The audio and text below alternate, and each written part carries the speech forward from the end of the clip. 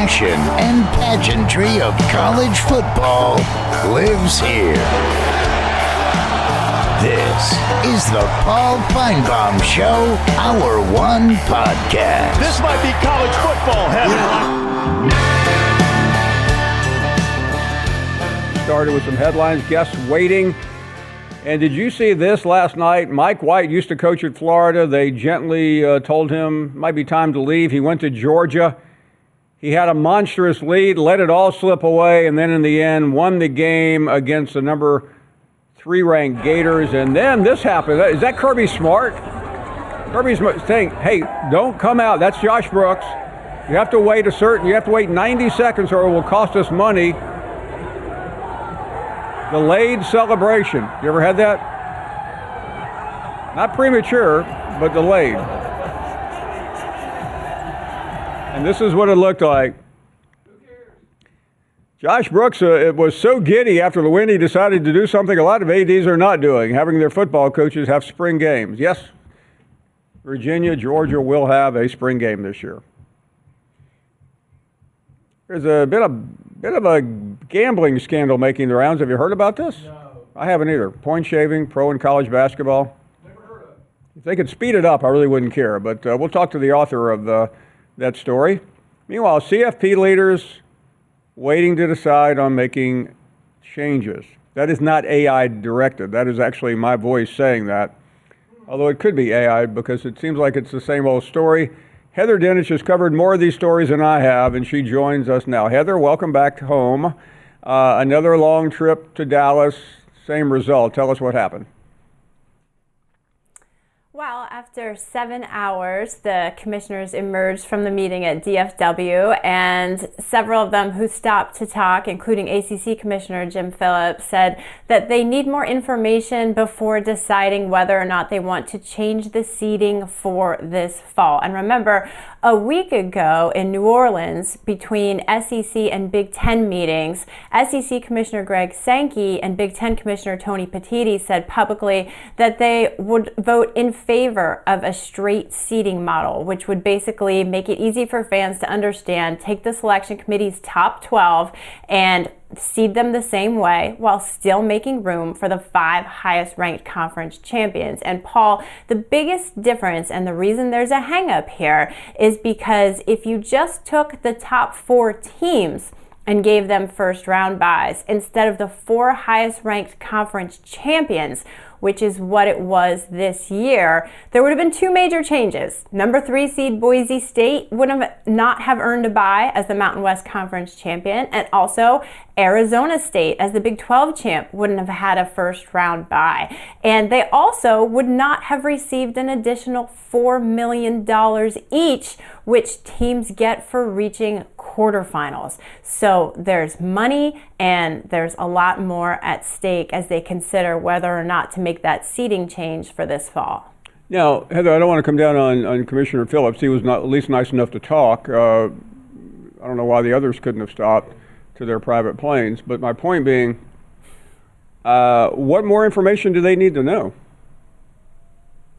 Well, I think they want to take a look at some historic data. I think they want to take a look at financial models to see if there are ways that they could be made whole. Are there other things that they can have in terms of negotiations? One thing that I had heard from some people was the possibility of maybe giving those conference champions a first round home game, even though they don't get a first round bye as one of those top 4 teams. So I think there's still a lot on the table that they can discuss, but specifically the data that they want to see, everyone we talked to declined to get into here's exactly what we want besides some more historical perspective and looking forward a little bit. Heather, I know nobody really wanted to say anything, but I'm convinced you get a readout of the entire transcript at a certain hour. I'm asking you to guess, although that's not something you normally do, but as best you can cobble together what happened during that meeting. What's your impression of where we go and how could this change, assuming it can? Well, in order for it to change, Paul, in order for it to happen in 2025, and I'm just strictly talking about the way teams are seeded, it has to be unanimously agreed upon by everyone in the room. And the reality is multiple sources that I have talked to heading into that meeting expressed skepticism that they could get there. Now, here's the reality of the situation. Yesterday was the first time that that group was able to sit together in person and talk about this, and that does matter. And Greg Sankey was the chair. I was told that the meeting was run very well, very efficiently. They stayed on time. He went around the room. He asked every person in there, what do you think about this? Everyone was prepared to talk about it. They all made their individual points, and now they want to meet again in March. And Sankey said last week in New Orleans that he is willing to meet whenever, wherever, because this matters to him. My sense is that this gets done by the April meeting, which is an annual spring meeting again in Dallas, because they have to figure out 2025 before they can figure out 2026, and that's a whole other conversation I'm ready for if you want to start talking about automatic qualifiers. Yeah, one last on this. We watch on the news every night how deals are being made. So, Heather, how can this deal be made for 25? Well, here's the reality, Paul. The people in that room are towing a very fine line between doing what's best for college football and making it something the fans can understand, and also taking care of their constituents, right? This is politics. This is how it works. Do you do it for the greater good? How do you balance keeping your athletic directors, university presidents, and everyone in your own conference happy? Is $4 million for one more season worth it? I don't know the answer to that question. Those commissioners have to decide that, and they also have to decide if this is something that they want to do. Again, I have covered this for over a decade, and I know it's very difficult to get every single person in the room to agree to something. How important is it to the commissioners you mentioned, Sankey and Petitti, and how much capital do they really want to exhaust on 25 when they know the complete dynamics change for 26? Well, yeah, that's right. But they also, their voices have a lot of power in that room. And like I said a week ago, they said they were ready to vote in favor of changing the seating, but they know it has to be unanimous. That's the reality. In 26, then they have the bulk of control over the college football playoff. Does that mean they walk into that room and they say, this is what we want, so let it be written, so let it be done? Not necessarily. They do truly care about what the other people in the room have to say about it and their opinions. And I would say that at least 3 of the 4 Power 4 conference commissioners would have to agree with whatever model they choose going forward. But I do certainly expect some backlash in that room when it comes to talking about automatic qualifiers. Heather Dinich on the latest as we continue with As the World Turns in college football. Heather, great to see you. Thank you so much for making time for us as we begin our program here on a Wednesday afternoon. We have only just begun. Much more to come. Your phone calls, guests will be dropping by throughout the day. We'll be right back. You're listening to the Paul Finebaum Show podcast. And we are back here to let you know Michael Rosenberg will join us from Sports Illustrated. Brooks Austin covers the Dogs. And we talked to a former Lady Vol a little bit later. Let's get to some calls, and Don in Birmingham is up first. Good afternoon, Paul. How are you, sir? This We're doing great, thank you. From us. Yeah, I've known you for 30 years, my friends. I used to cater your food when you were at ERC, but I wanted to do a shout out to Legend. I don't know if Legend told you this or not, but I was able to do his TV show for the Iron Bowl week with Kip Keefer, Tony Curry, and Legend. And first time I ever met Legend. And Legend, buddy, I hope you're listening. I wanted to send my prayers out to you, and you too, and everything. And Paul, you need to do all of us a favor and get rid of the jerk from Tuscaloosa. Okay, you just need to do us a favor. And just Don, listen, I respect your knowledge of the show, and you're not the only one, and many have discussed that. And I always hate to do that, although. This might be the time to go ahead and I know I bring it up to you all the time, Paul, but I was involved with the Shane and Bobby rivalry and everything, and you had to bar Bobby from saying that he was happy that Shane died. Okay, and for God's sakes, Paul, Jim told you he wanted you to have a heart attack and die, my friend. But let me make it clear to you, Don. I'm a public figure, and I don't much care what anyone says. I realize that. But I do resent, maybe more than I have expressed. It's not what he even says publicly. The fact that he said that to Iman directly the other night. I don't think you were here, were you? On Friday night, he called Iman and said that, and I've really been struggling with this. I gave Jim the opportunity to call in and at least address it, but we know what a coward he is. He's never going to do that. Well, did you know our friend Pat will not let him call his show? Pat Smith will not let Jim call his show? Well, what happened after he told you that he wanted you to have a heart attack and die? It upset Pat. And Jim usually when Jim would quit your show and then try to call Pat. Oh, yeah. Pat through jocks and everything, and Pat just kept him on hold for an hour and never took his call. You know, I've always had great respect for Pat, but I didn't realize he was he's now entering the genius level for doing that. Well, one last thing, Paul. And I know you got a lot of people on hold, but I want to offer my to the two nice ladies that want to throw you a party in Birmingham. I happen to know a lot of restaurant people, as you know.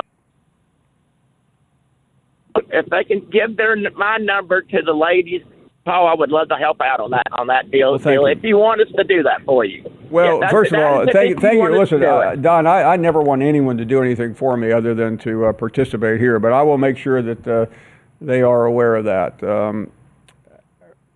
So, Randy, I don't know if you saw this. I know you've had some issues going on yourself, but there was a breaking news story yesterday on the show that the committee that put together the Finebaum Show Ring of Honor has gone into emergency meeting.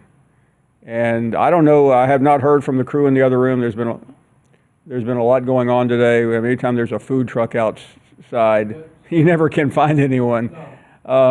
But there's been some discussion of, I said discussion, I try to stay out of all this. What's that, guys? Oh, okay. Jim is next. Look, I don't care if you ban me. I don't care anything about you or the show. I'm not calling the show anymore. I made that clear. But I'm calling this time to clear up something that's the truth. I did not ever say to him, I want you to die. I never said that. Have you got proof of that? When Jesus said, where women are your accusers, you without sin cast the first stone. Hey, Jim, I think I would trust him over you in this particular issue. I don't care what you trust. If you got evidence, have you got evidence that I don't believe I have to show evidence, I don't care what Jim. you believe. I told the truth. I did Jim, not all I offered is if you would call in and explain it, we would move on. That's all. The hell are you talking about? I can't stand you, but I'm not saying anymore. That's all I got to say. I did not tell him that. That's a lie. First of all, I don't have evidence because I don't believe I really need. Simple situation. You've got a raving lunatic that we just heard, and we have a man who everyone on this show has known for 25 years, somebody that we all appreciate, respect, love, and are pulling for. And the people in the other room who are a part of this decision say they don't need evidence. This is not a trial. I just offered Jim the opportunity to clarify it, and he has denied it, I guess. Is that right? He said the hell with me, the hell with you, Finebaum. That was his.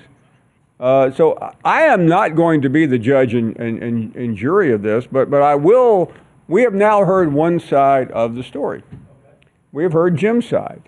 I think it's only right to hear the other side. Iman is next.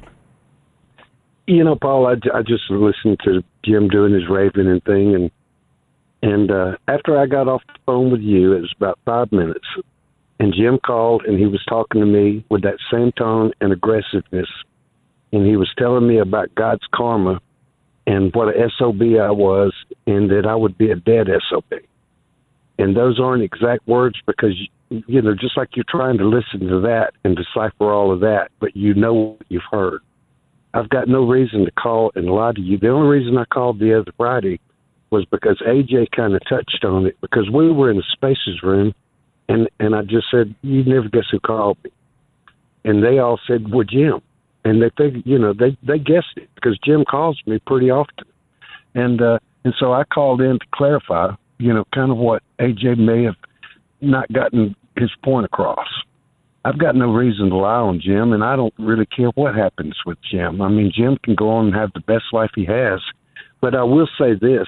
The conversations that Legend and I had years ago, and they got nasty. Is that a fair statement? They got nasty, and they were deep, and they were troubled. And at Shane's funeral, Legend and I squared everything away in the cemetery. And, the funeral was in the afternoon, and Legend and I and two others were there after sundown. And right now, Legend and I are I don't want to say great friends, but we are good friends.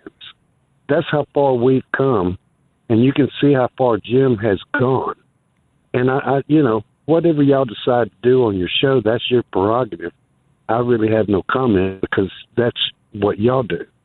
But I'll say this, Jim, I'm sorry you're in the boat you're in, but I had nothing to do with that.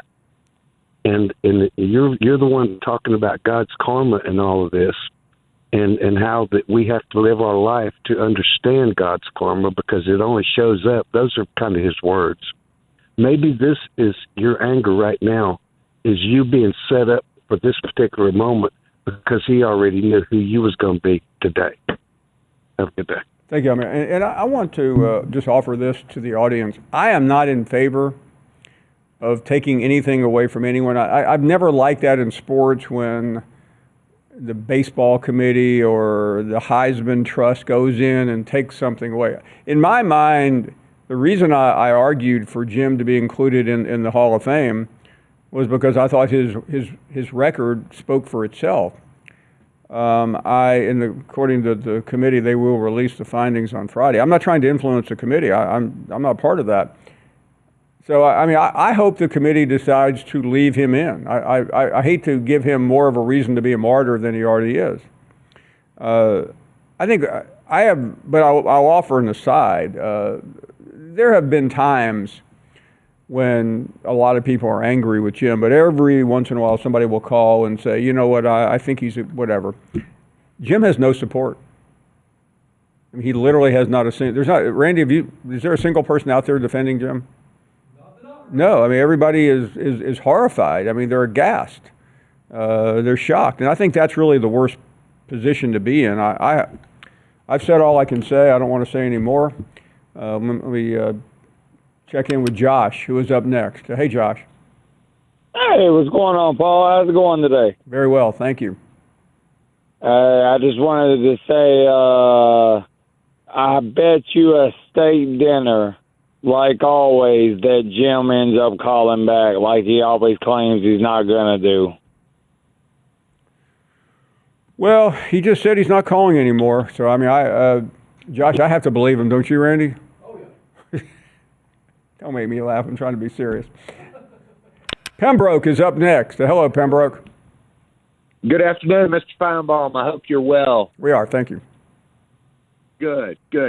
I have not heard everything that was going on with Jim and I-Man. I think I may know I-Man because I told you I was born and raised in Montgomery. Right. And I'm not sure if I do, but I may very well. I know a lot of people over there just because I'm from a big family. But what do you think about this Alabama basketball? I tell you what, you could get whiplash watching them from day to day. Last night, they eviscerated a team that, a week ago scored a monumental win. Right. Last night they could have beaten the Lakers. I believe that 22 three-pointers is unbelievable. That's 66 points from three-pointers, I thought it was unbelievable. But, we're playing Tennessee this Saturday, so we'll see how it goes. Thank you for the call. Why don't we head to the break right now? More of your phone calls. We have a number of guests that will be dropping by. We're back after this. You're listening to the Paul Finebaum Show podcast. So we got the tournament coming up in just a couple of weeks. Most eagerly anticipated SEC tournament, perhaps ever. Women's tournament is next week, and there was some news out of Missouri today. One of our favorite guests when we have a chance to talk to, Robin Pinkton, is stepping away following the season. She has been at Missouri some time and always a charming person to be around. We hate to see her leave the University of Missouri. Let's get back to the calls, and Swamp Dog is up next. Hello, Mr. Paul. Thank you so much for taking my call today. Thank you. I heard Jim on there a while ago, and I want to talk about my Bulldogs for a minute. Go Dogs, beat Florida. But Jim talking about, is there any evidence that I did this and did that? You know how much the man lies. Well, I talked to I-Man that very same day, and I asked him, did Jim actually say that to you? And he said, yeah, he did. And I'm a pretty good judge of character. I-Man has no reason to lie to me about anything like that, And he said he don't even really hold a grudge against Jim. No. That's the kind of character that man has. So for Jim, he's ridiculous. Man. First of all, Swamp Dog, we don't need any evidence. This is a conversation about public opinion, and I didn't exactly hear a denial there a minute ago, did you? No, he didn't deny it. All I heard was a bunch of screaming. I heard somebody say, you don't have any evidence. Exactly. I didn't hear somebody say, listen, I'm sorry you misinterpreted it. I really love I-Man. I hope he lives a long time. You didn't hear any empathy from the guy. Well, I heard it straight from I-Man himself that very same day. I talked to him, and he told me that, yeah, he did say those things. And he said, but, I consider the source, and I move on. And I said, well, it pisses me off. That's why I called back to talk about him again. And I'm tired of talking about him. I don't like bringing his name up too much because he loves that. He thrives on that. Yeah. He wants to hear his name out there. But that I'm going to let that go. But I love I-Man, and I'm praying for I-Man every day. But I do want to get to some sports a little bit if I can. I got a music question I've got to ask you if I can, if I got time. Well, my Dogs, they won. And, it don't hurt that it was the Florida Gators that they beat. I love that. And they happened to be the number 3 team in the country. That's good. Mm-hmm. Helps Georgia kind of get their name back into the bracket conversation a little bit. They might make it, I know they got work to do. I think they're good enough to be a tournament team, but they still got to prove they are. I understand all that. I'm not delusional. But I hope they can do it, and I'm proud of them. And I want to ask you something about the NFL. I know you don't talk about it very much, but you know about Matthew Stafford, that the Rams let him go. Do you think that that's a good idea? I don't. No, I think Matt Stafford's a really good quarterback. What they're letting him do is talk to other teams. I don't understand all the machinations of that, but apparently it's in his contract. Big Tex is up next. Yes, sir, Mr. Finebaum. Hey, I just wanted to ask you about what you would do if you were in the Arkansas Athletic Director's shoes right now with our women's basketball coach, Mike Neighbors. We've lost so many games by 20-plus points against teams that an SEC team just should not be losing. So what if you were in Hunter Yurchek's shoes, what would you be doing?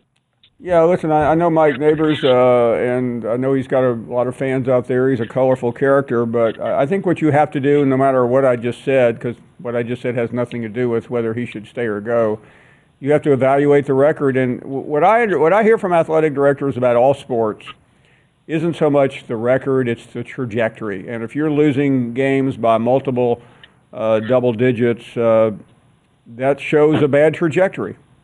Yeah, exactly. And I think when you look at the bad trajectory and you sort of mix that in with the good talent that he's seemed to have chased off in the last couple of years, there's nothing there anymore. It seems like the fire. No, listen, I really, I've sadly pay more attention to the top of the league than I do the bottom. But one thing I know about Hunter Yurachek, he's a very careful, thoughtful AD. He stuck with Sam Pittman when others would have let him go, and may turn out to be the right decision.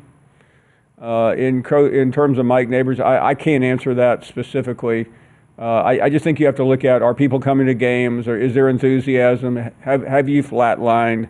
Tennessee has made that decision twice in recent years, and neither one was an easy call because the team was winning and going to the tournament. But at some point, you have to decide: are we going to settle, or are we going to reach for the stars? Thanks for the call. Chris is up next in South Carolina. Hello, Chris. Hey, top of the morning, Paul. Man, I'm hot today, Paul. I'm gonna tell you like this, Paul. That stupid big dummy Jim. All he had to do was wait 3 more days and not call in, and I'll be in the money. He can't even quit the show right. And he's just going to come in and say the same thing every time. The man is useless. The man always lying, and then he want to play victim. I'll tell you like that, Paul. You know, we call that in upstate, we call it 1050. We're here to stay, Paul. 1050. You have a nice day. Thank you. I don't know what that means, but I'm glad to hear from him, though. That was exciting. Abraham is up next in Florida. Hello, Abraham. Paul, how you doing this afternoon? Very well, thank you. Listen, as far as it goes with I-Man and Jim, I'm a terminal cancer patient too. Been suffering with it, to my knowledge, for 2 years. Probably had it longer than that. There's nothing anyone can say that can determine our outcomes. It's not in our hands. It's in a higher authority's hands. And the book says, you know, if therefore if thine enemy hunger, feed him. If he thirst, give him drink. For in so doing thou shalt heap coals of fire on his head. Be not overcome of evil, but overcome evil with good. That's the attitude that I have toward Jim. He has no impact. I feel sorry for him if he has to have that kind of demeanor and behavior in order to feel secure and worthwhile. So, man, keep on holding on. Everybody else, don't throw stones at Jim. Pray for him because he's probably suffering and needs.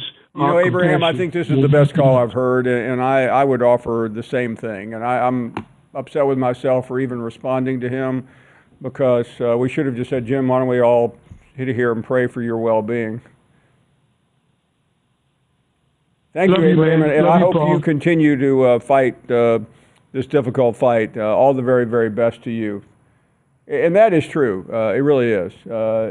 It's not hard to figure out this guy is having some serious issues. I mean, I know he is. I know that sounds like I've got some higher calling. I don't. I just happen to know reliably that he's looking for a friend. He's looking for help, and sadly, he's not really finding it right now. The only way he can maintain is to hate, and if he would try the reverse of that, I think he'd be a lot happier, and we'd all be a lot better as well. Andre is up next. Coach Paul Finebaum, thanks for taking my call, Coach. Thank you, Andre. Listen, I know our man is an Auburn man, but right now we're going to put that aside. He's a Paul Finebaum family man. And we are all praying for you, our man. You always contribute great calls to the show. Man, if I had his music knowledge, I would be dangerous, Coach, if I had his encyclopedia of music. But, you know, if Jim did that, then you're wrong, Jim. You're wrong. You're wrong as two left shoes. In this life, Coach, none of us know. We don't know what's over the next hill or what's around the next bend.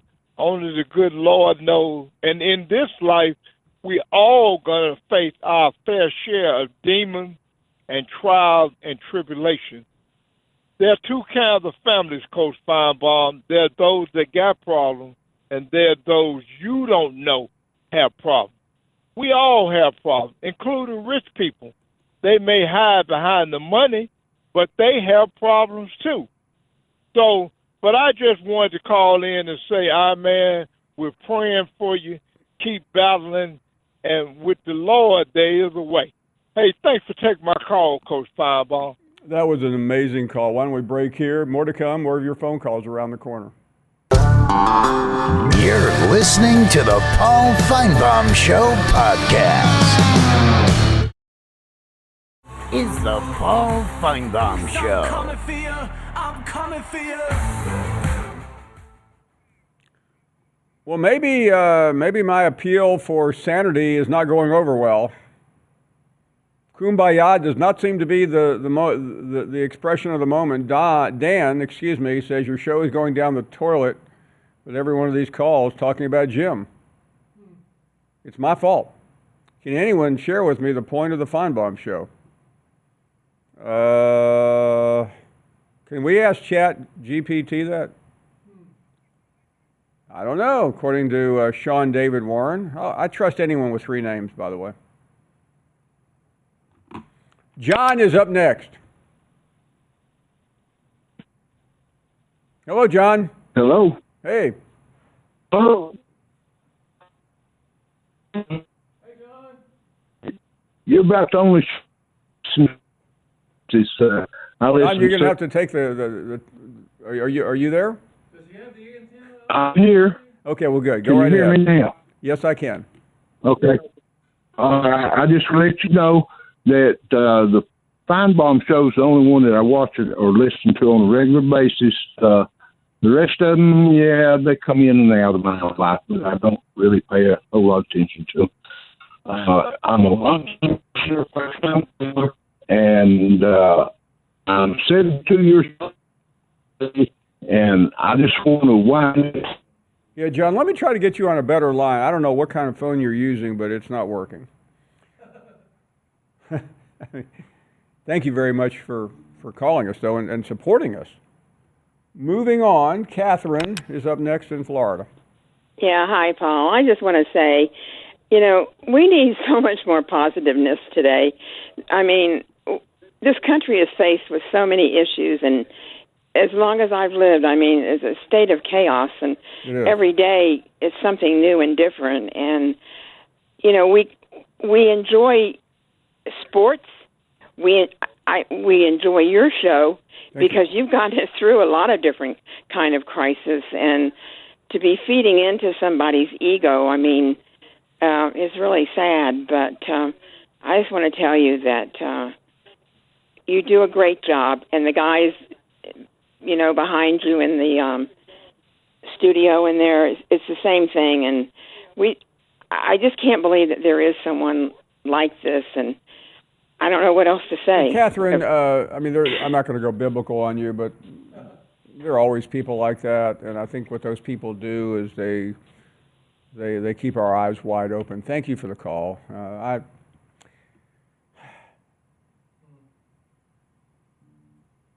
Almost stated the obvious there, Randy. Lonnie is up next. Hey, Paul, how are you doing today? Lonnie, thank you. Hey, just one quick question. NCAA tournament, Duke versus Auburn on a neutral court. Who wins? Auburn. They played at Cameron Indoor in December. I think Auburn had a lead and let it get away, or the other way around. But Duke ended up winning the game. But I think Auburn is a much better team today. Listen, Cooper Flagg and Duke are fantastic, but I think Auburn has been tested far more severely. And color me orange and blue. Thanks for the call, Lonnie. Appreciate it. James is up next. Hey, James. Mr. Finebaum, you doing all right? Yes, sir, I am. Well, that's good to hear. Hey, I know this weather warming up, the sunshine, it gets hard to complain. Yeah, it's been great so today. Good. Hey, I need you to talk me off the ledge here, Paul. I'd moved on to Georgia basketball. My blood pressure was getting too high. I couldn't do it anymore. I was on to the baseball season. I gave it up. Last night, Mrs. James, the teacher, was working on lesson plans for students. So I put on my clown costume, did the makeup, put my red nose on, and I turned on the Georgia basketball game. That has turned into me now. I've told myself that we just got to win one more, maybe one or two in the SEC tournament, and we're back in. Can you tell me why I shouldn't believe that?